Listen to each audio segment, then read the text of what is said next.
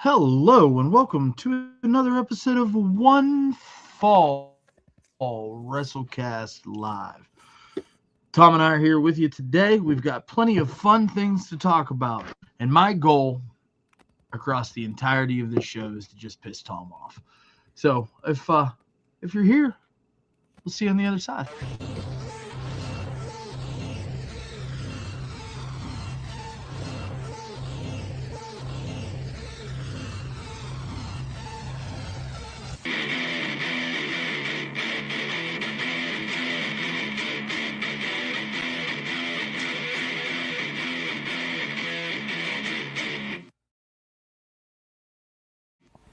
Welcome to the One Fall WrestleCast.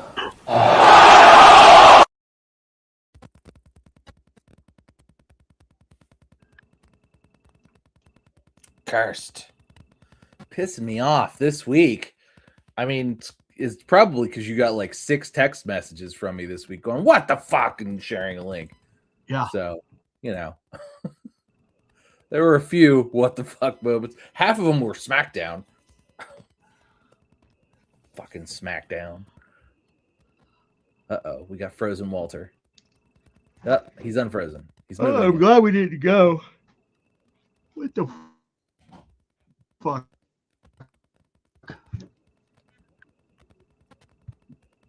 I couldn't get this goddamn thing to connect to the internet earlier. Now it wants to fucking just.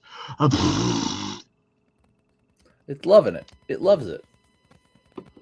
It's its favorite thing. I'm going to shrink mine, so maybe that'll help. Ta-da. I don't know if that helped or not. Maybe it did. You seem to be moving now. Yeah, I feel good. It looks good. Oh.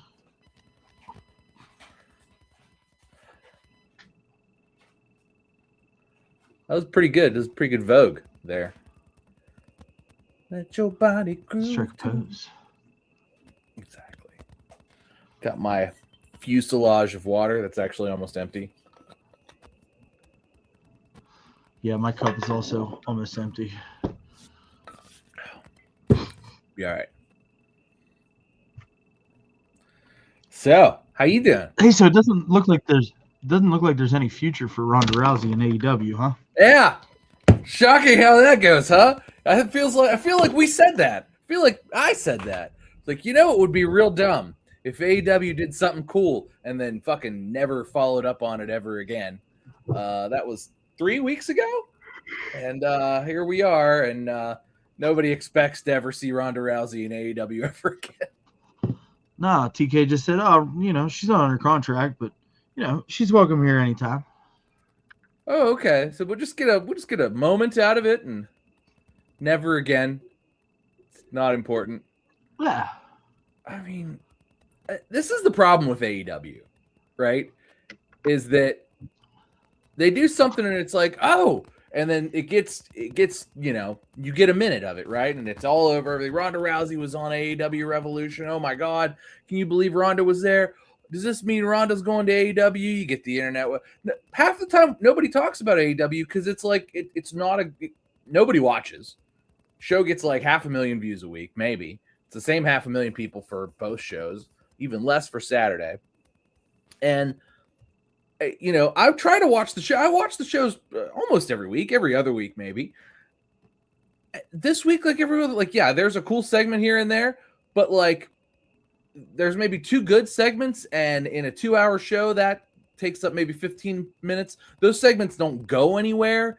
They're just like sort of individual segments, and very rarely are they brought back up. Actually, I lied. This week they actually did do a thing where Kenny Omega had a match and he won the #1 contendership from Swerve Strickland against MJF, and then we saw Kenny Omega again, which is really wild because usually once you see somebody and they leave the screen, you don't see those people anymore in AEW. But that actually happened this week for the first time in a long time, which I was like, oh, is Kenny back? That's crazy. So he had a match with Swerve, and then he chattered with MJF, which I thought was like, that. This is very WWE of them. But like the rest of the show was like hot garbage. It's like you watch like a 2-hour show, and it's like, oh, well, an hour and 45 minutes of that was either commercials or unwatchable. I don't know why they continue to parade Daniel Garcia out here, the least interesting man.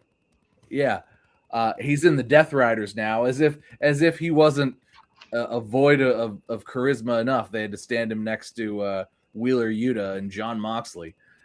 Jesus Christ. I feel like the only person that's worth watching in that is occasionally Marina Shafir. And now it's like, oh, she had Ronda Rousey show up once. Oh, okay.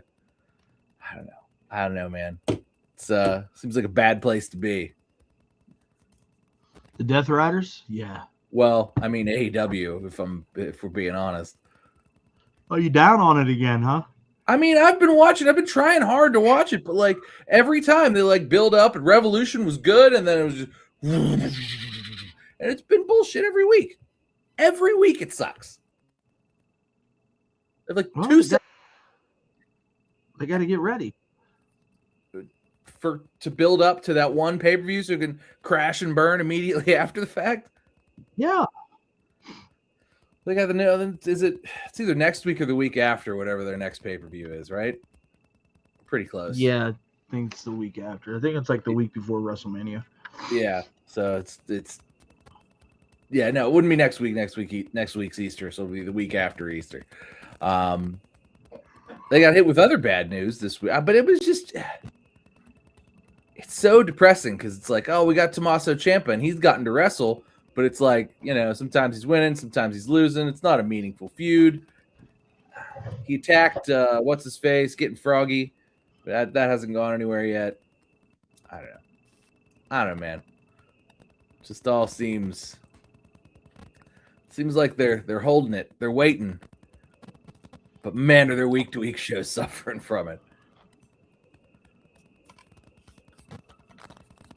Well, maybe they'll figure something out, I mean, after all, Vince Russo has offered Tony Khan an opportunity to do something that will blow WWE into oblivion. NoDQ.com posted to their Instagram in a post via Twitter. AEW President Tony Khan gave praise to former WWE writer Vince Russo. Khan stated that Russo is doing a tremendous job with the weekly JCW Lunacy show on YouTube. Russo responded by making an offer to Khan. Tony, I got it confirmed on a good word, bro, that you really do enjoy JCW Lunacy. While that's cool and much, much appreciated, give me a follow back. Let's talk some creative. Let's do something that will blow the WWE into oblivion. You've heard about me over the years, but you've never had the opportunity to get to know me. Let's give them something to talk about. What's he want us to say? How fucking terrible that'll be? Like, I could only imagine after watching the last couple weeks of AEW how fucking bad AEW ex Vince Russo would be. Like, I don't even know. Like, would they kill Darby Allin live in ring? Would they blow him up with exploding barbed wire?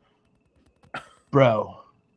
Imagine if Darby Allin jumped off the top of the arena, bro, into a pile of flaming cars, bro. And then we had John Moxley, bro, drive a monster truck over the flaming pile of cars, bro.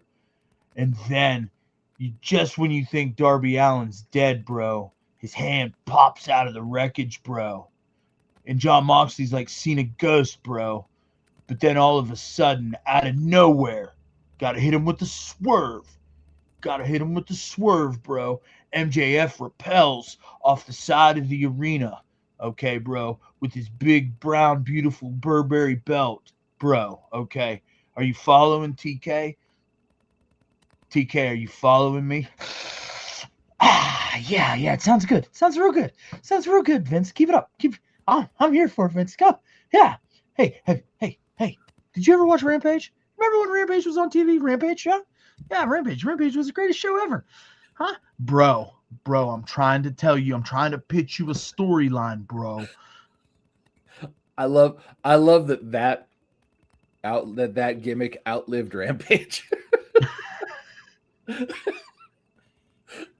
That gimmick it's outlived Rampage at this point, like more than a year. Yeah. It's just I can't imagine. Yes, that because that's what it would look like. There would be a monster truck involved and fire, and it was me all along, Austin. It would. I mean, I can't. Begin to like think about like it would be like naked Midian wasn't him though. All the stuff he did was like a lot of on the pole matches. Yep, Viagra on the pole in WCW. I mean, he's the reason that Jeff Jarrett laid down for Hulk Hogan. That's right. That's right. I mean, so if you go back and actually watch the Viagra on a pole match, the match itself is not. It's a perfectly acceptable like hardcore type wrestling match. Totally fine. Once I think it was Billy Kidman, right? Once Kidman gets the Viagra, he doesn't know what to do because what do you do with it, right? It's a bottle of pills. So he fucking smacks him in the face with it and they explode everywhere, which is a cool like moment. The problem I think with that match and the reason people pick on it so much is because commentary led by Tony Schiavone, which should have been a fucking like we should have known. Commentary has no idea what they're doing. Mark Madden is on commentary, just making dick jokes the whole like it's kind of a long segment. Mark Madden is making dick jokes the whole time. Schiavone is like, "What is wrong with you?" And I can't remember who else was up there with him. Might have been Mike Tenay.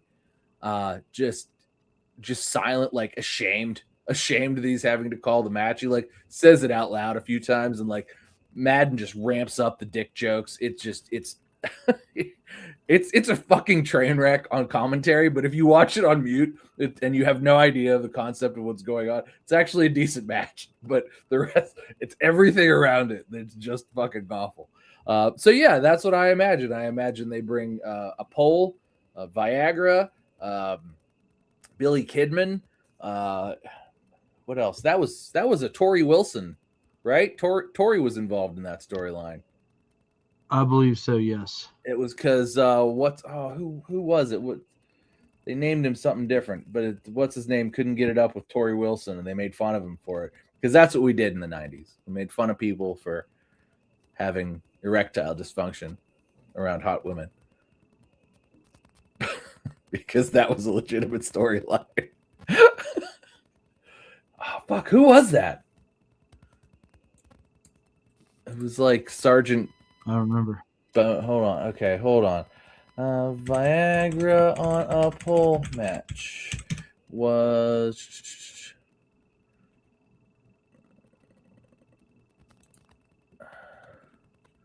It was. Oh, right. It was the franchise. It was Shane Douglas, Pittsburgh original. Oh, nice. Pittsburgh original. I forgot about that. You know, I've met Shane Douglas like half a dozen times. I've never brought that match up to him. He's always like kind of sitting by himself at Comic-Cons and stuff. So you just walk up, "Hey, Shane," you shake his hand. He just lives here. He lives like Mount Lebanon or some shit. But yeah, it's as far as Vince Russo do. Like, what's he gonna? I don't know, man. He's just he booked things so poorly that like what? Well, it was Crash TV, bro. Like that was a different time. Yeah. You know, that kind of shit was a big deal then. Like, you know, and it's just not there now. And I guess that like this JCW, this independent wrestling promotion that he's been doing creative for has actually been doing pretty well. But it's flavor of the week, you know what I'm saying? Mm-hmm. It's gonna not and why? What's with his hatred of WWE? Oh, we're gonna blow WWE out of the water. Like that's clearly not possible. I don't know why that would be the goal. But why does he think that doing something successfully would derail something else? And that also never really stuck. I mean, I guess it was because both shows were on at the same time, and that's just how cable worked then. But it was also like, other than that being the like, oh, we got to go head to head. and we're going to compete for ratings in a head-to-head battle. Like, it never really made sense. And honestly, they should have just moved Nitro to Tuesdays or something, like, or put it on Fridays or whatever day it should have been. It would have been better. Like, what's the difference between Monday and Tuesday for a wrestling show, or Monday and Wednesday? Obviously, Wednesday works just fine. I don't get it. But yeah, that's still his mindset when it's like, oh, we're competing with WWE. It's like, you're not. You're just something else. That's all it is. That's all that it is. That's all that everybody is right now. It's just something else. Like, there's no, oh, if I watch this, I can't watch that. That's not the truth. If I want to, I can watch all of it. Yeah. It's not like they're both on at the same time. I got to flip back and forth. Oh, shit, I missed Mick Foley winning the world title. That's not how it works anymore. Bro, why you got to be such a pessimist, bro? Because he's a fucking idiot. He is, like, I do love, that's the one thing that I think Jim Cornette and I are like neck and line is that, like, Jim Cornette just wants to outlive him so that he can piss on his grave. But I just don't ever want to see him do anything wrestling-wise ever again. And I know he is, but I'm not going to watch it because there's no way I'm going to enjoy it. There's just bro, imagine the pop for the coffin drop off the top of the arena into a flaming pile of cars onto Daniel Garcia. Bro, that'd be the biggest pop Daniel Garcia ever got. It would be magical. The biggest pop would be the explosion that goes off from the outside of the pile of cars. It's like, I feel like every time that we talk about Vince Russo, we say, I don't ever want to talk about Vince Russo again, but then something happens and we have to talk about Vince Russo. Well, it's not that I don't ever want to talk about him. I'm more than happy to speak ill of Vince Russo. What I don't want to do is watch a show that Vince Russo booked, whether that's his podcast or whatever this other independent wrestling promotion is, or an episode of AEW. I don't want to watch those, and I'm not going to watch those because I think at this point in my life, I've watched enough Vince Russo booked television and Vince Russo booked wrestling that I don't need to watch anymore to know that it's not going to be any good. Bro, you're just a hater, bro. Just imagine the coffin drop, bro. Onto David Arquette, who rises from the ashes holding the WCW title, who then gets hit by Jon Moxley driving a monster truck. Bro, imagine the pop, bro. The swerve would be epic, bro. Nobody saw David Arquette under that pile of twisted metal. Nobody saw that. Certainly didn't think he was still holding the WCW title 35 years later or 30 years later. What the fuck? I gotta agree with you here, pal. I got no time, energy, or patience for anything Vince Russo puts in front of me. No. The only other thing that I don't want to gloss over in AEW is that my favorite AEW star is out for the rest of the year. The Young Bucks? You're breaking up a little bit. Daniel Garcia. No. He was unfortunately on the show on Wednesday. And Singh. Yeah, it's it's the Singh brothers. Both of them, actually. They're out the rest of the year. We haven't seen them in 3 years, but they're out the rest of the year. Mercedes Moné. I think she actually did take the rest of the year off. Am I wrong? She's gonna if she hasn't started already. I have heard that she is on a world tour of losing all of her ornaments. Yeah, and then she's gonna take a little break to go film the next season. She's gonna be and she is a Mandalorian in that Star Wars part of the Star Wars universe, and I think she's going to film that. That's part of the then time she's supposed to come back and win the AEW World Championship. I mean, that checks out also. But no, my most favorite AEW wrestler, Tony Storm, who was written off of television 2 weeks ago So that made this week's episode of Dynamite extra terrible. She is written off with an undisclosed injury.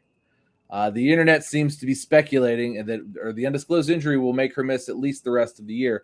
The undisclosed injury seems to be that she may be with child. So this injury is Juice's fault. Ah. See, I did not see that speculation. Yes, it may be Juice's fault. So anytime if you click the way that you figure out this speculation, and this has been out of the news for a little while because it happened a week ago, and our monkey brain doesn't think that long. But if you clicked on any of the comments on any of that, all of them are gifs of Juice Robinson, just like so. If that is the case. Go on. No? Okay. So if that is the case... I didn't say anything. I just giggled. I'm just a little loud. Okay. If that is the case, great, congrats to them. I love Juice Robinson, and it's very well documented that I think Toni Storm is the best character, the best wrestler on AEW television, and the lack of her being there was immediately felt this week during this week's episode. Immediately felt. There was no segment that was just like, oh, well, that was really, really good, because there was no Toni Storm segment, because Toni Storm is out for an undisclosed injury. But I think I know what it is. And it seems like that's probably the case. Now, if that's not the case, sorry to her, but I wish her and Juice well. If that is the case, I'm sure we'll figure it out. But that's probably why somebody would immediately be like she was scheduled to be there, and then something happened, and they were like, nope, got to write her off TV now. And it was just like a quick little segment and off TV. So wish her the best, whatever it is. But man, is her presence being missed. Only 1 week or ish, 1 week ish removed. I mean, it's going to be like way worse too, because, like you said, she is one of like the focal points of that Wednesday night show consistently now for the better part of the last couple of years. And, at least 3. Like when when Mariah May was still there. Like her and Mariah Blake Monroe. Blake Monroe, but she was Mariah May in AEW. But yeah, her presence is felt. Samoa Joe's out hurt too, which also sucks, but he's usually on Saturdays. But like AEW's got just like WWE, I don't know, the injury bug has just bit wrestlers across the board. It was just really cold this winter, so everybody got hurt. But a lot of top talent who I'm a particularly fan of are on the shelf at the moment, which has been kind of dumb. So, going into WrestleMania season and everybody that's good at this is fucking hurt. Yeah. Definitely not a good thing. While we're talking about idiots, let's keep talking.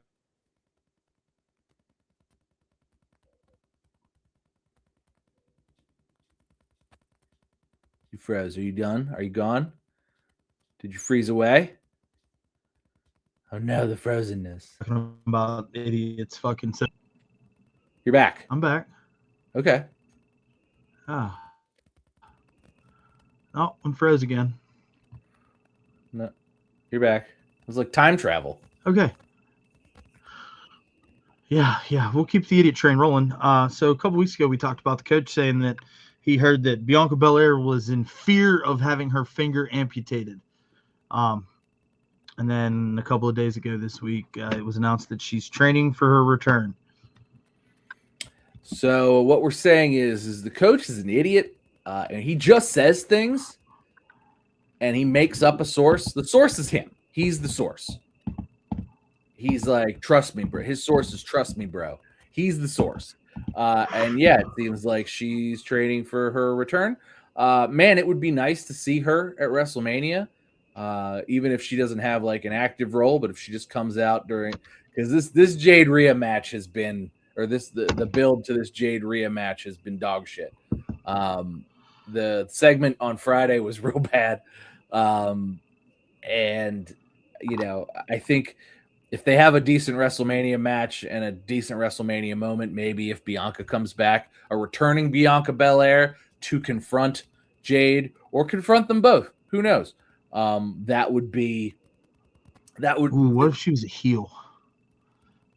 However she comes back is fine. Yeah, what if she comes back as a heel and decks Rhea? Amazing. That'd be awesome. We haven't seen heel Bianca, and that might actually be cool because she'd get the pop for showing up, and everybody'd be so excited to see her. And then when she belts Rhea, that'd be great. That would absolutely save everything that's going on around this for WrestleMania, even if the buildup has been absolute shit. Why we got fucking Michin and B-Fab and Jade Cargill as a faction all of a sudden? Because she had a faction in AEW, so they got to give her a faction here. Michin and B-Fab got booed real hard. B-Fab wrestled Rhea on Friday. The televised match went about 30, 45 seconds before Jade just showed up and clocked Rhea. But Rhea was just handing B-Fab her ass. And Michin is like a how does she still have a job? She is like a vacuum of charisma. She sucks the wind out of those buildings. And they're like, oh, B-Fab's a wrestler now. I've only ever seen her get squashed. I guess they like it when she gets hit and her hair goes. But they try to be like, oh, B-Fab's going to show him what's up. And then B-Fab gets her ass beat. What the fuck's happening here? I don't really know, man. And from the standpoint of those three just randomly being paired together after have essentially been feuding for the better part of a year, seems incredibly haphazard. It seems incredibly short-sighted. And if I'm being honest with you, downright lazy.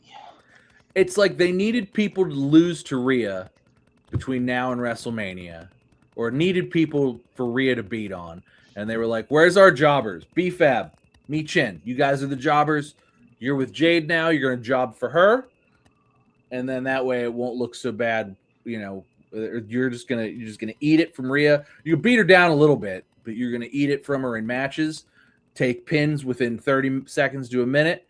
And then, we'll get them to WrestleMania. It's exactly lazy as shit, right? It could not be lazier. And I think that's why they're like, there we go. There's friend of the show, Pat Martin, says, Tom, are you excited for all the changes that have happened going into WrestleMania?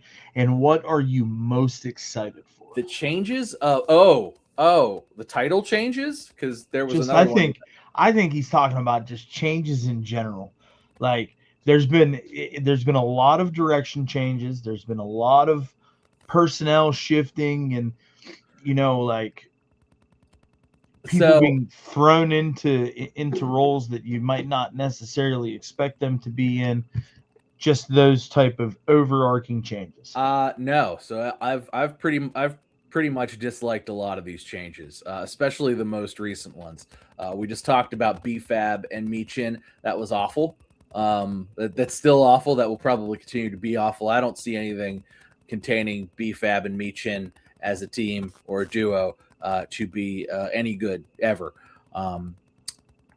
It clearly wasn't Road Dogg's fault that SmackDown sucked. He's been gone a few weeks now, and SmackDown still sucks. Scapegoat. I mean, he clearly wasn't making it better, but he wasn't actively making it worse, because I would say it's kind of been worse since he's been gone. But so whatever. I hope he's happy now, because he seemed like he was miserable. Other changes. Let's talk about title changes.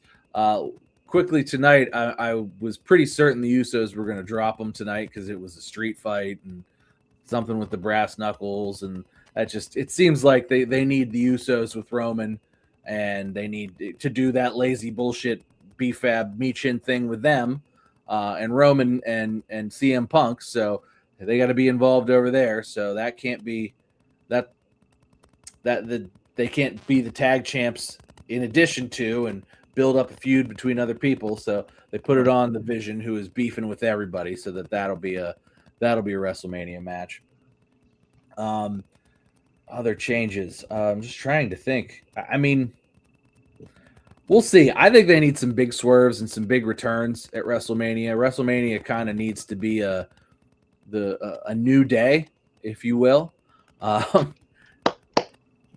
It needs to be a kind of like, okay, we're gonna put all this behind us now. The other change that happened today, that John Cena is going to be the host of WrestleMania. I did see that. I did see that. So, I mean, that's a big change, I guess. Allegedly, he was brought in to help boost ticket sales. He clearly did that all year last year, boosted the ticket sales. So him being there this year is going to clearly boost some sales. So, I mean, I don't know. John Felix Anthony Cena back at it again. I like John Cena. I assumed he's probably going to induct somebody in the Hall of Fame. So I'm assuming he'll be there for that. And then, sure, he can host WrestleMania. Why not? He loves it anyway. That's right. Did you see the masked man that was photographed walking into MSG today before Raw? I did, but I shut it off before that segment came on. I saw a masked man coming in. I assume it's Rollins. That just was what I thought, but who knows? It's just more students, maybe do a little shuffle there again, like they did last time. Well, I'm surprised that the internet doesn't think that it's Chris Jericho, but he just filed for a new trademark a couple of days ago for the Cornerstone. Sounds like it's gonna be his AEW gimmick when he comes back to AEW, because he's still on their website as an active wrestling member. Yep, certainly is. And then to file for a trademark like that sounds very AEW. Yeah, I don't think they're not bringing Chris Jericho back to let him have a new persona in WWE. He's coming back as Y2J. He's going to get a countdown. He might get to sing Judas a little bit. They're just going to make him play the hits. You just made the list. If he comes back, that's all he was going to do. Whoops. Oh, and what am I most excited for WrestleMania? That would be hopefully the surprises and the returns. I think the match I'm the most excited about is Obafemi versus Brock Lesnar. The other matches, I understand why they're there, but they're just there for me. I mean, I'm interested. I'm certainly going to watch, but I think the one that's got me the most excited is Obafemi versus Brock Lesnar. I think that's one of those things that I kind of wanted to see with Keith Lee. God, probably 8 years ago now. Yep. And we haven't seen Keith Lee in 6 years. But there was a moment there where that was going to happen, and that could have happened. Bearcat. Row, row, row, yeah. row, And then he got COVID, and he got sick, and he was off TV for a year, and then his contract expired. Then he went to AEW and was out twice, and he's still apparently on the AEW injured list. I mean, it's been years at this point, though, so I don't know.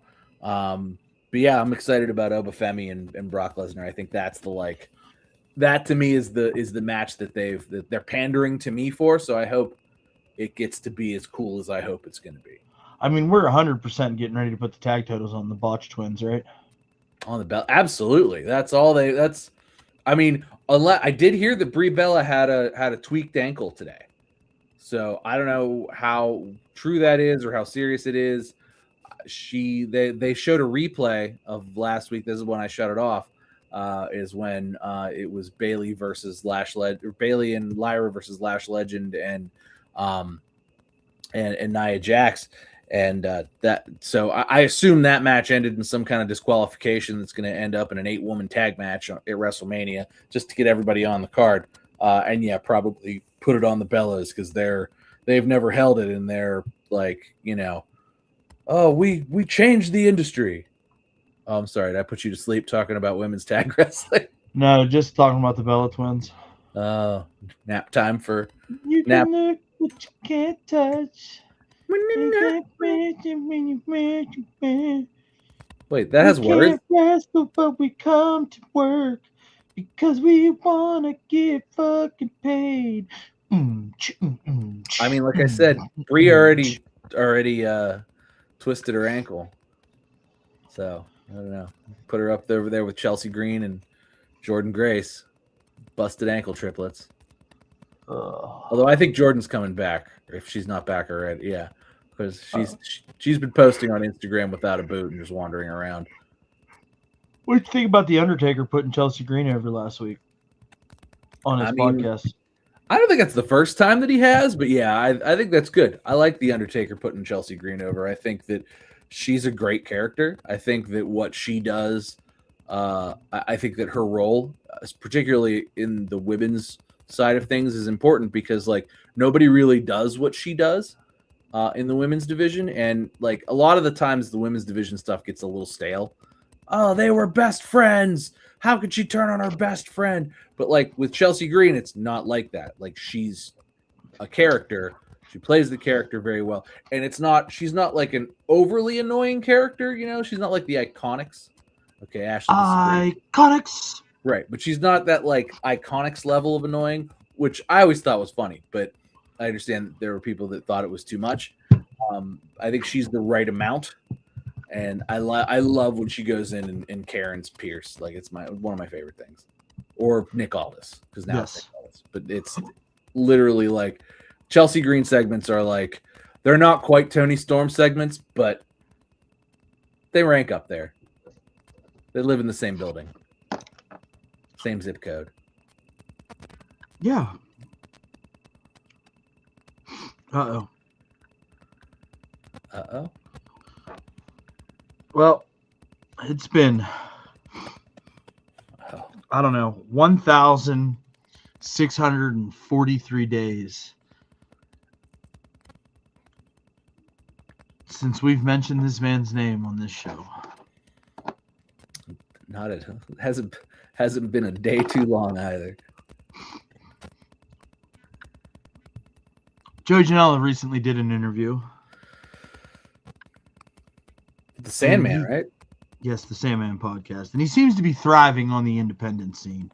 But now he's making it clear that a return to a major television wrestling promotion, including WWE, is very much on the table. After leaving AEW in 2022 and building his name across promotions like GCW, Janela gave an update on his future while speaking on the Sandman podcast.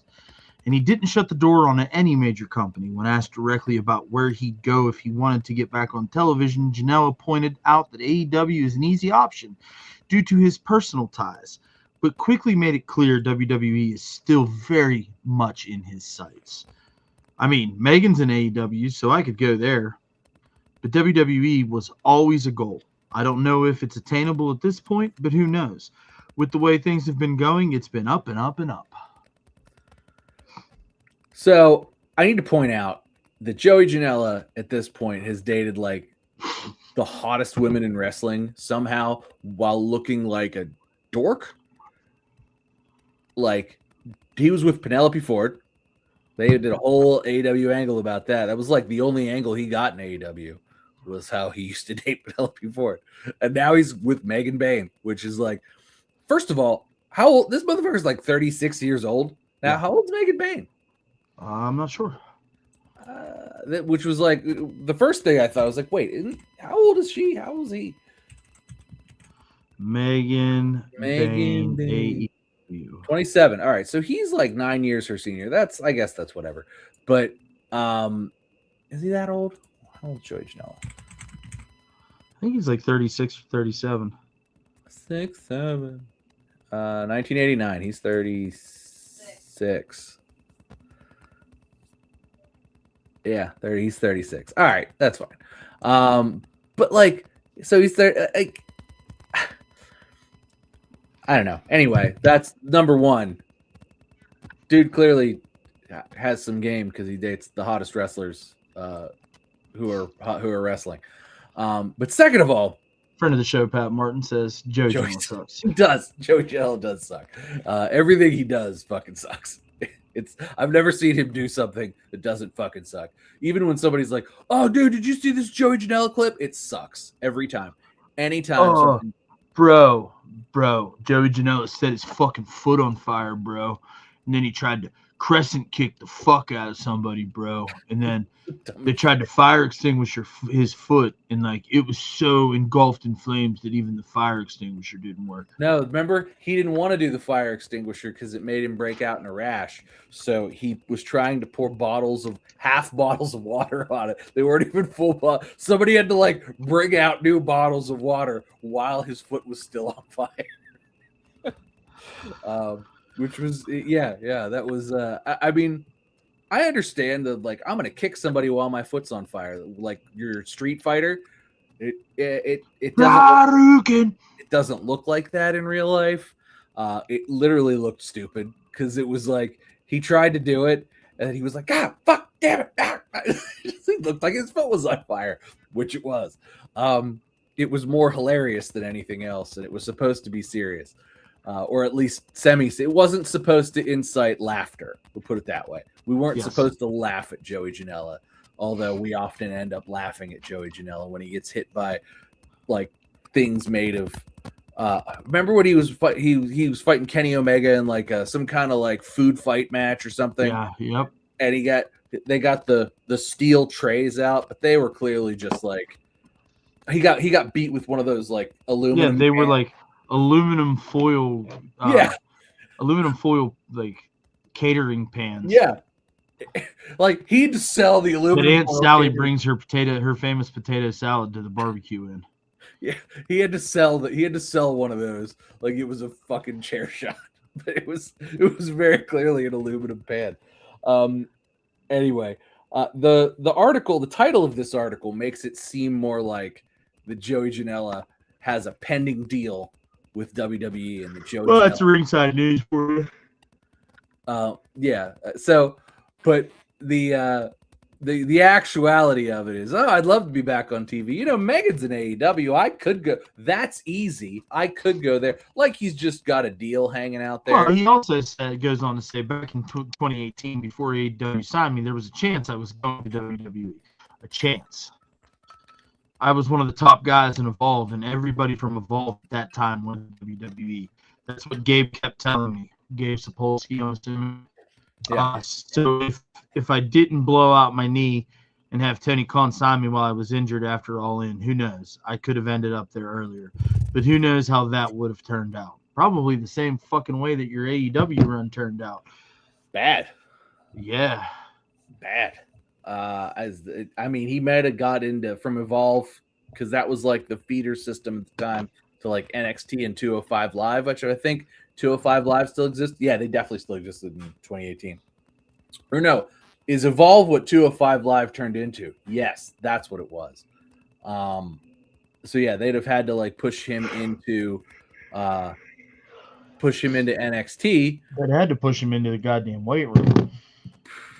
Well, he got yoked for a minute. Remember, he was jacked on for like a minute. He didn't look jacked. When he set his foot on fire.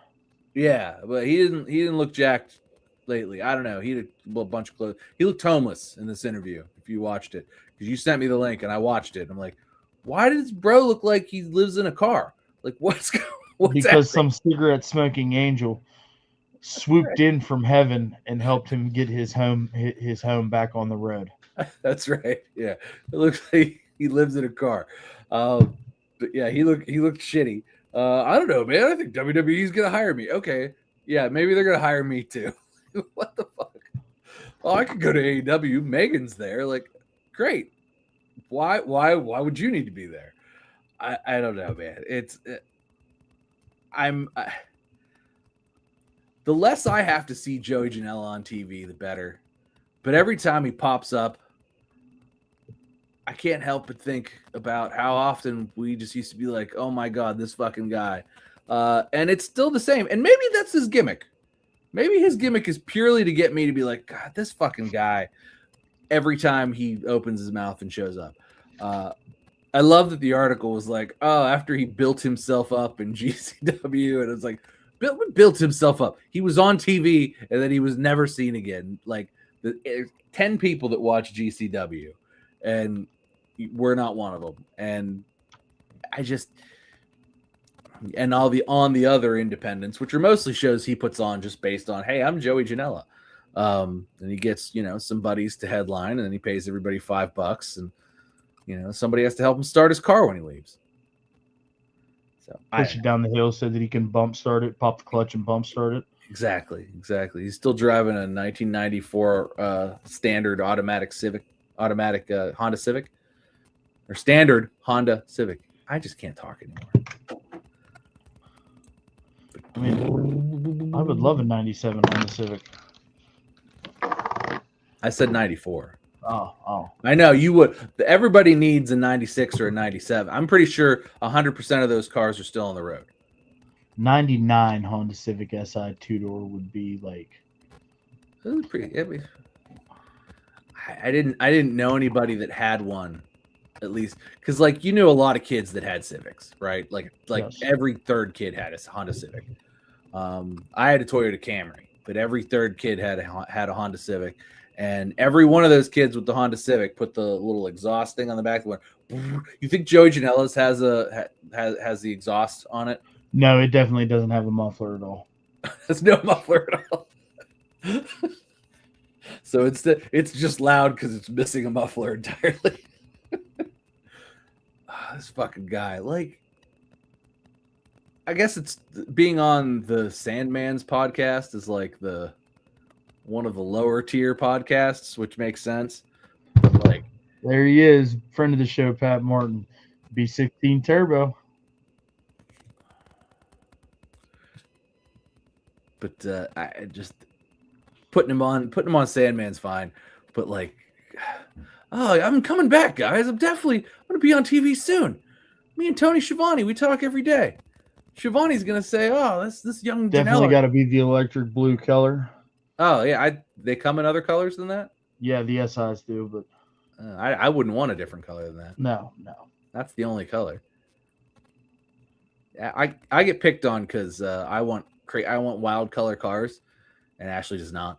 So every time I see a color, I'm like, "Ooh, what do you think of that color? We could have that color." She's like, "Are you stupid?" I'm like, "Maybe."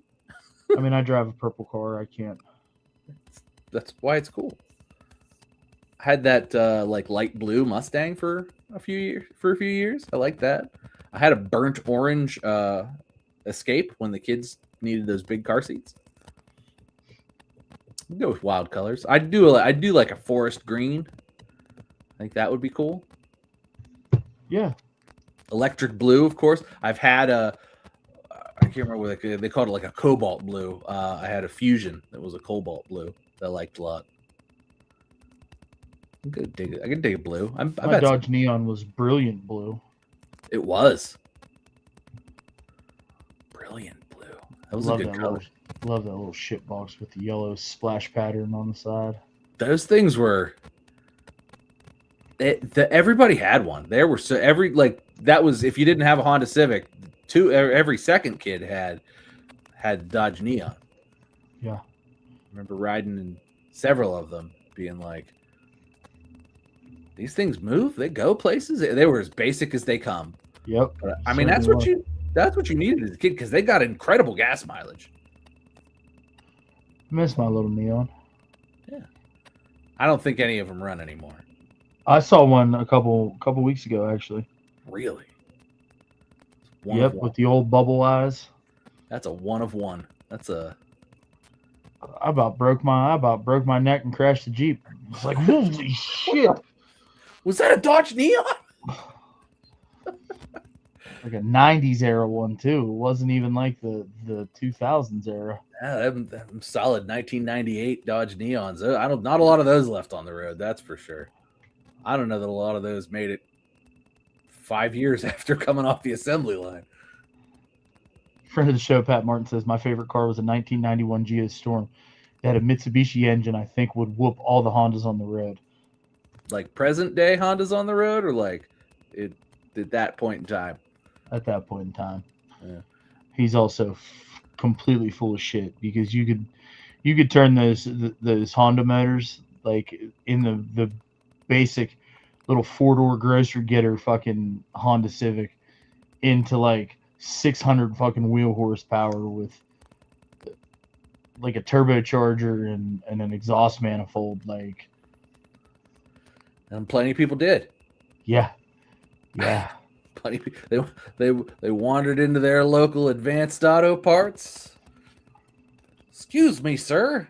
I'd like to order some parts for my Honda Civic.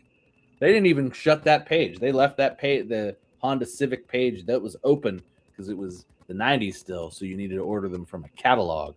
That shit was open on the desk at that Honda Civic. Friend of the show, Pat Martin, says I used to take off the air intake and run it with a tube sock for racing. Get an extra. Shut the fuck up. I am so done with you. Tube sock. I am so done with you. Was it the same tube sock that you? Never mind. I am so done with you. I mean, to be fair, we all used to go in and buy the cheap little shitty cone filters that were on the cold air intakes at the Advanced Auto Part and take our air boxes out and hook the cone filter up. And it would go huff, huff, huff when you would rev the engine, and it sounded really mean. It did. We did that to Hootie's Oldsmobile. Mr. Hootie was mad at us after we did that, but I think he just yelled at Luke about it. Yeah, probably.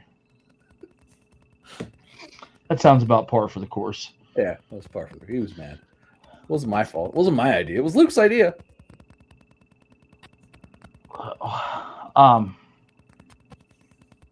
Something else happened this week, and I really, really can't wait to make you angry.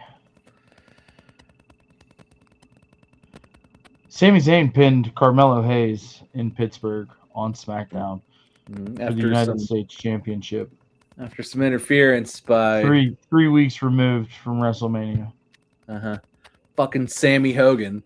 They were talking about it tonight too, as it came in. Like, oh, they told Sammy that, hey, Sammy, you're running you don't have a spot on WrestleMania. Oh no, Sami Zayn doesn't have a spot on WrestleMania. Immediately, Sammy Hogan walks out, pins Carmelo Hayes. That's not going to work for me, brother.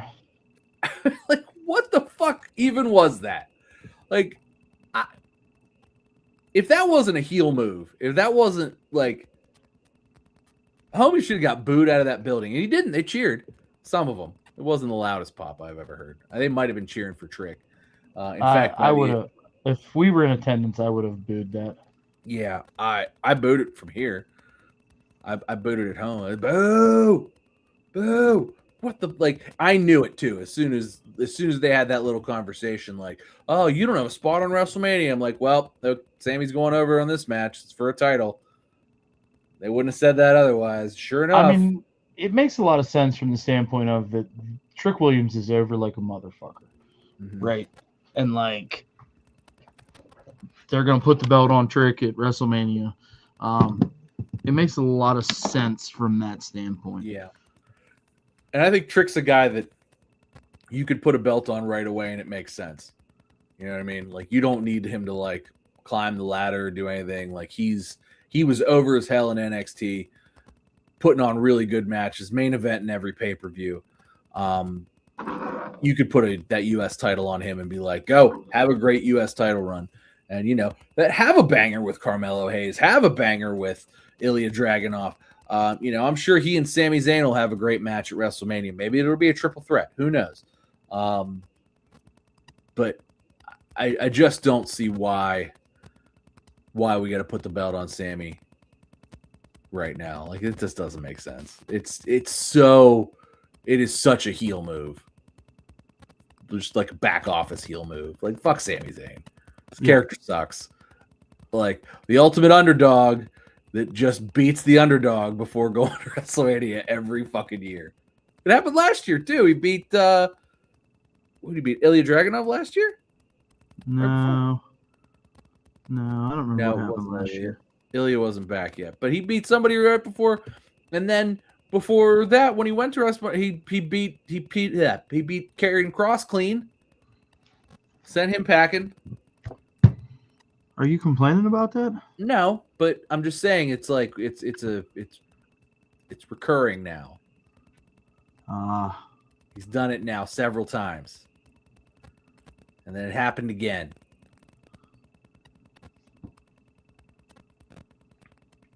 I don't know. I think they've got enough time. They can turn it into a fatal 4-way. They might try to. Yeah, they probably will try to. It makes a lot of sense, but Carmelo's been getting fucking positive reactions and crazy pops everywhere he's going. Having great matches every week. He's been the highest. He's been the best reason to watch SmackDown for the last month. Easy, if not 2 months or 3 months now. So I don't get it, man. I really don't. And we've gone on record on this show of Sami Zayn's on a generational run. Sami Zayn's on a generational run. This is the best run of Sami Zayn's career. Oh my God, Sami Zayn. Oh my God, Sami Zayn. And then it just went. Yeah. And it's been in the bottom of the shitter ever since. His generational run is over. Like, he had a great run with the Bloodline, with the Usos, but that run is over. Yeah, after him and Kevin Owens won the tag championships, there was nowhere else to go. Yeah, that was it. It was like they almost should have just inducted him to the Hall of Fame there, or made him do a massive character change, and they didn't either. So I don't agree with any of this. And so to kind of piggyback off of friend of the show Pat Martin's question from earlier, some of the changes we'll see what happens. Something like this, I think, is just detrimental to the show and to what you've been trying to accomplish since the Royal Rumble to get you into WrestleMania season. Yeah, it just didn't. They fucked up. They really, I think giving it to Sammy is just, it seems like such a TKO going, all right, well, pal, we want Sami Zayn to be the champion walking into WrestleMania. And it's just, okay, well, open challenge. I'm going to do it, coach. Put me in. Oh, boy. Little engine that could. I'm the champion now. Does a stupid fucking dance. This character is infuriating, and but he's clearly still being put over as a baby face. Go get her. He's the ultimate underdog. Oh my God, Sammy, the ultimate underdog. It's yo, Cody, I did it. Yeah. Fucking just stop. Just gotta stop. We gotta stop with this. We gotta change his character. Get him beat or something. Anything else. Just not this. I don't want to see this guy near a main event title. Friend of the show, Pat Martin, says, how is LA Knight not going to be at WrestleMania? I think he is now. Yeah, they'll figure something out for him. I think he is now. So tonight, I don't know if you've watched yet. I have not. Okay. So it's like the first segment. You'll see. But I think it'll become painfully obvious where his spot on WrestleMania is going to be. I don't think it's going to be very good, and I know the internet's going to cry about it when it happens, but that's going to be a topic for a different show because those tears are going to be boo-hoo-hoo. There might be even by the end of tonight. I don't know. Well, there's that. So, moving on. The head of a German immersion preschool in Brownstone, Brooklyn, was arrested Wednesday for embezzling nearly $3 million in tuition and blowing thousands on tickets to pro wrestling matches and luxury travel, according to a new federal indictment. Muriel Mizyak, the director of Kinderhouse Brooklyn on 6th Avenue and 9th Street in Park Slope, pulled a stone-cold stunner when she allegedly spent at least $350,000 in swiped cash on tickets to exclusive WWE matches, some of which she bragged about on Instagram, according to a federal indictment released Wednesday. Mizyak, a Swiss citizen, is accused of funneling a total of $2.75 million in tuition fees to her own bank account for her own personal use and benefit. Between January 2022 and October 2025, the indictment states. She took frequent trips and vacations across the country, often every other weekend, enjoying plush resorts, VIP access to WWE events, and first-class amenities, much of which she documented on her public Instagram and other social media accounts, according to a lawsuit filed against her by the school in December. Her WWE splurges included VIP meet and greet passes to at least one wrestling event, where she and her 3 kids were able to hang with star wrestlers, according to a law enforcement source. The New York Post noted it is unclear why she is so enthusiastic about pro wrestling. So, at least she attended one event and spent $300,000. That checks out, actually, especially if it was last year. Would she meet John Cena? But no, yeah, this was kind of crazy to read, because we joked about it. Oh, this is why the tickets are so high. This lady's fucking paying the price for them after embezzling money. Yeah. God, that's why we can't afford to go to these shows. We got people, you need to embezzle money to see a WWE show. You can't meet John Cena if you don't embezzle $2.5 million if you're and be a Swiss citizen here in the United States. That's the only way you get to go to these shows. I knew everybody looked a little bit off in there. This is just Swiss millionaires who embezzled their fortune. That's all it is. That's all the live fans are anymore.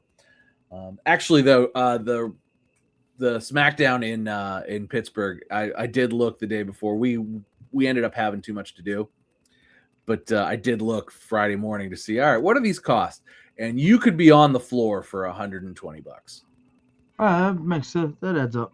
Yeah, like behind where commentary sits, which I think if you're going to be on the floor, that's where I'd want to be, like behind commentary. And you were like halfway to the back, so which was I think those are pretty cool seats. The cheapest seats the cheapest seats that you could see, like the ones that were like kind of around the corner of the Tron, like up real high.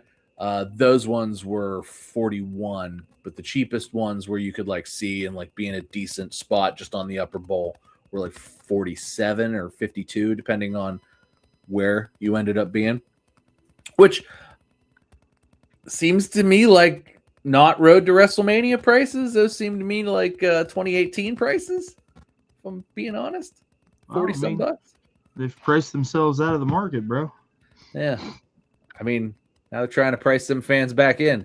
All right. $40. You guys can come in. Come on. Road to WrestleMania. The place got to be full. I mean, it looked pretty full on TV. It was. I'm sure it was, because by Friday morning, like I said, there weren't a ton of tickets left, but there were a few, and the cheapest ones were like 40, 47, and you could get somewhere on the floor for 150 or so. If you wanted to sit up front, it was like 300 or 400 still, but even a couple of those seats were still available. They might have been resells, though. I mean, I just don't. I don't get it, man. Like this ticket pricing thing, and like this woman's going to prison because she wanted to go to WWE show. Well, she had to embezzle money to go. Well, to get the best experience. Yes. Experience, and to wrap in the luxury vacations. How high up you think you got to be able to embezzle $2.5 million anyway? Well, I mean, she's the head of the school. Right. But like, how do you do that for so long and like nobody figures it out? Like, nobody's like, hey, we're missing. It's like Office Space. Remember Office Space? It was like, took them like 4 days and they were like, a lot of money is missing. And it was like 1.2 million. It wasn't 2.5. They were like, a lot of money's missing. And then, you know, they had that shit locked down. I know it's a movie, and obviously people in movies are more competent than people in real life. But good Lord, this lady's gonna go to prison now because WWE priced everybody else out. And now they had her priced out too. She just stole the money to get there. That's the ticket. If you want to be a wrestling fan, that's the moral of this story. You need to be a thief. It's the only way you can afford to go to a fucking show. You gotta be a thief. Pure only way you can afford to go to a fucking show. Thievery. Hey, so the rumor mill is churning that Damian Priest had no idea that him and R-Truth were winning the tag titles. He did look shocked. And that was a genuine in-ring reaction when him and Truth won. He did look shocked. He was like, what? We did? That was I liked it. It was I don't know what we're doing with Priest. I know Priest wanted to be like a top guy for a longer period of time, but I think WWE sees his age at 46 now, and it's just like, I don't care how good you feel, bud. We got to get some of this younger talent in here, and theoretically, he hasn't really been there that long. Like he's only been in the company for what 6-7 years, something like that. Actually, maybe more like 8 now. I think he debuted in 2018 on NXT, but still, like he was already in his late 30s by that point. So he's now in needing to be shuffled out. So I'm glad that he got, like, in truth, is God, what, 55, 56. Yeah. I'm glad that they're the champs, and like I love the reaction because he genuinely looked shocked when it happened. He was genuinely like, "What? We did?" Like, it was real excited. So I thought that made for a good moment of television. That was probably the highlight of that SmackDown. But now we sit like, what are we doing with Damian Priest now? Like, guy was on top, and now he's tagging with R-Truth, and they're probably going to drop their titles at WrestleMania. The men's tag team titles have never felt less important. Maybe not never, but they feel very unimportant. Both sets of them. Huh? Both sets of them. Yeah, they both feel real. Almost like they should have never broke them up. Yeah, they definitely shouldn't have. I mean, look at all the success they're having with the women's tag titles, just having the one set. Now, I know that's because there's just less women, a few less women, but not that many less anymore. Now with the Bellas back and everything, like there seems to be plenty of women on the roster, plenty of women feud. There's always 3 to 4 either teams or women feuding for whatever title. So, but yeah, they really shouldn't have split those up. They should have, because remember they even leaked the belts of the like unification. Like we saw, like they had belts made and everything, and they just scrapped the idea. And those belts were sweet. They were. They like, it would have been. I mean, I know we got a version of those belts when they kind of updated them, but like, I don't know. They really should have just combined them. Let everybody have their own, like, let there be, one tag title for each of the men and the women, because, it's still 2 guys. It just doesn't, it feels like so much. Like, you need so many bodies to have a tag division, 2 separate tag divisions, because now you've basically doubled the amount of guys, and it ends up being like a bunch of singles guys thrown together, like with R-Truth and Damian Priest. Those guys, why would they? I mean, I think that team was thrown together the day of, or maybe the week before, just to be announced for the match the following week. Yeah. I don't know. It's like, when you have a brand new team that just got thrown together of guys that are clearly singles guys, but guys that are popular, and then you immediately put titles on them. You're like, oh, this was for just cuz? Okay. Got to give Damian Priest something to do because his Wepa Time t-shirt sells more than whomever had the tag titles at that point in time. I guess it was the Wyatt 6. Because those guys MFTs, they beat the MFTs. Oh, that's right. The MFT, because the MFTs beat the Wyatt 6. That's right. Yes. Yeah, it's because the MFTs weren't selling t-shirts, and that shit's not over either. So, all right, better put it on 2 singles guys we threw together last week. The crowd likes these guys, especially R-Truth. So we're like 4 weeks out, dude. What's your feelings? These need to be like really good 4 weeks, because they've been like, it started out fine, and then I feel like once the build started, and I feel like a bunch of people got hurt, and like there's people that are going to be back, like Dominic Mysterio. Like Dom will be back, but he's not like 100% yet, and like there's people that'll be back, and there's things that'll happen that'll, maybe make things better. But like with Rey Mysterio being hurt, you got nothing to do with Gunther. I mean, they're just going to have Gunther interact with John Cena a little bit, just to have him at WrestleMania now. I mean, that stinks. Other thoughts? I mean, I love that Danhausen's there. His segments are great. Huh? The other thing, I mean, the Finn Balor stuff I'm into. a lot right now. What they're doing with Finn Balor breaking away from Judgment Day, I think that's going to be good wherever that ends up. So that I'm excited for. Oba versus Brock, I'm excited for. But there's a lot of loose ends that are not. I don't see a good way to tie them up. And there's a lot of things that are just going to be, all right, let's just get these people on the card to get their faces out there. And then, like I said, if we can do, I don't think they're going to save the Jade and Rhea storyline. I think they're clearly softballing it. They had BFAB lose this past week. I bet they have Michin lose this coming week. Or maybe the week after, maybe there'll be a beat down and there'll be a stare down or whatever. And then they'll meet at Mania. And I think Rhea will be capable of getting Jade through a 5-6-ish minute match, probably beating her. But, then I think we will see, just to sort of culminate that, to sort of maybe move away from the Jade Cargill stuff and get Rhea onto SmackDown where they clearly need some female star power. I think at that point, they'll maybe also bring back Bianca if Bianca's ready to go by then, God willing.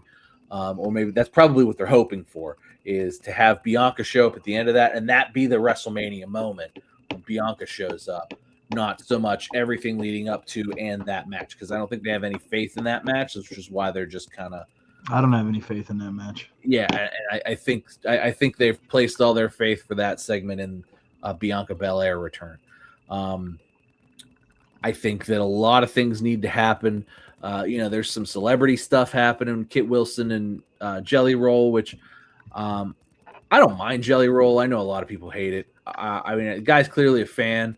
He clearly worked his ass off, lost like 100 pounds to do this. I don't think his music's any good. I am not a country music fan, and I'm certainly not a whatever kind of country music Jelly Roll is fan. But got to respect the guy in the ring. He cut a decent promo. Him working with Kit Wilson is the perfect person for him to work with. Gets Kit on WrestleMania. Kit Wilson. Gets him on WrestleMania, which I'm excited to see. I like his gimmick. It's over. What? It's definitely over. I thought Pretty Deadly was over. I loved Pretty Deadly, but I like this toxic masculinity Kit Wilson. I think this is good. And I think Jelly Roll is the perfect person for him to work with because Kit Wilson's really good. You could tell Jelly Roll is trying to just do everything right, take it slow. And as far as celebrity segments go, I don't think this will be anywhere near the worst of them for WrestleMania history. So I think that's fine. What's going on there? I Show Speed is clearly going to be involved in WrestleMania. I like him.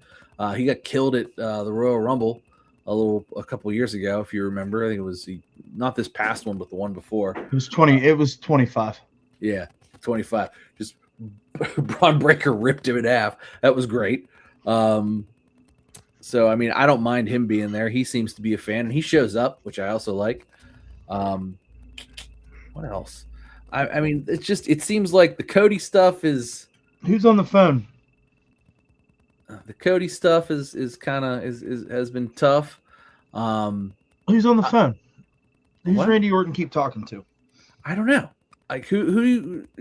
I don't know who it could be. The Undertaker, John Cena, Randy Orton doesn't have friends. What do you call him? Batista, Ric Flair. He works for AEW. That's right. Who else? Who else could it be? What's he talking to Triple H? He's Triple H sitting back there. Seeing phone calls from the guy sitting in the gorilla position. I don't know. I don't know who he's talking to, and I'm not real sure that that matters. You know what I mean? I don't know that that's the what he's doing matters at all. They actually had Stephanie McMahon come out and talk to Cody this week or earlier today. She slapped him, trying to slap some sense into him. Oh, you can't beat this version of Randy Orton. He's sadistic.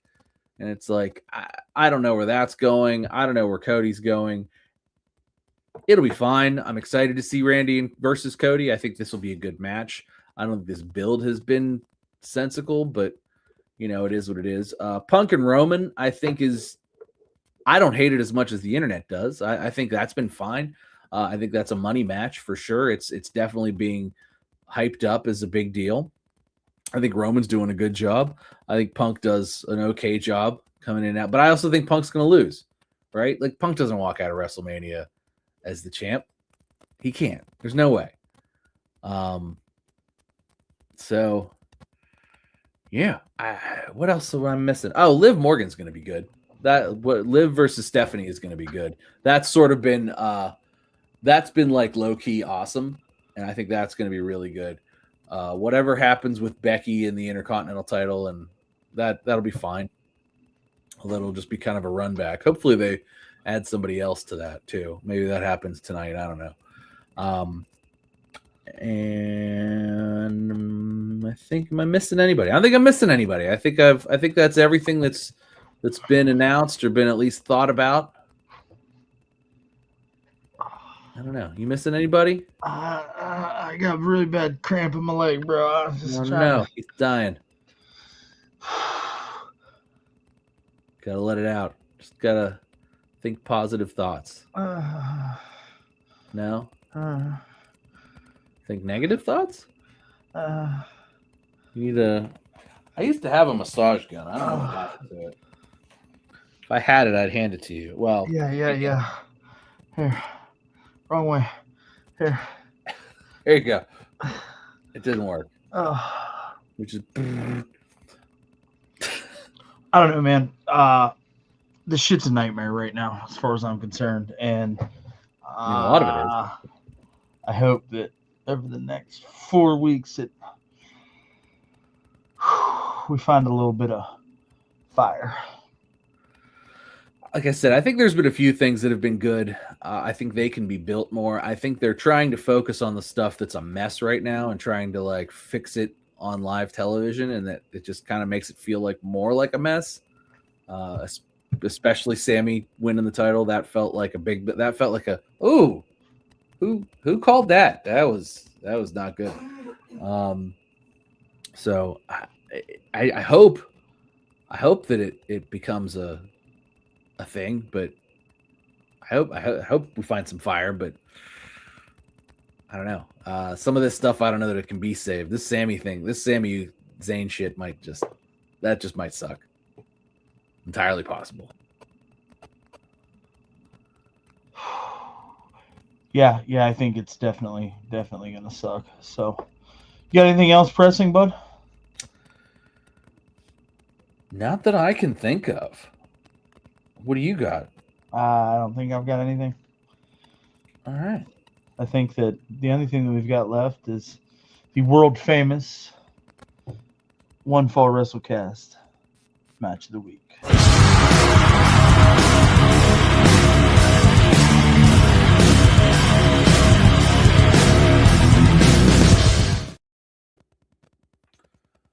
My match of the week came from Monday Night Raw last week, and it was Javon Evans versus what's his face? The Aussie guy. Grayson Waller. That's his name. Anyway, Grayson Waller versus Javon Evans was awesome. Grayson Waller looked like $1 million. Javon Evans looked great as always. They both were clearly like kind of just going for it. They were like, we're gonna just try to burn this house down. And their match got 8 to 10 minutes, and it was fire for all 8 minutes. These guys just went hard the whole time. Grayson Waller definitely needed that outing for everybody to remember who the fuck exactly he is. Yeah. That's great. The guy that beat AJ Styles in an NXT ring. Yeah.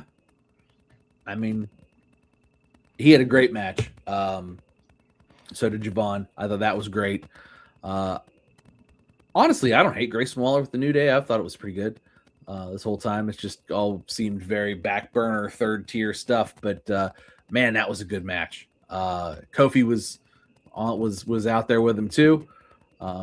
Hope to see Woods back soon, but maybe his return probably isn't likely until after WrestleMania, because I don't know even what they would do bringing him back at WrestleMania. It seemed like he'd be overshadowed. It's probably best to have him show up later. But yeah, man, what a good match. What a good match. Hopefully this leads to more good things for both of those guys, because I like Javon Evans. He's great every week. Like Grayson Waller, I think he needs more. He needs more exposure than he's getting right now. So hopefully this is the beginning of that. Oh yeah.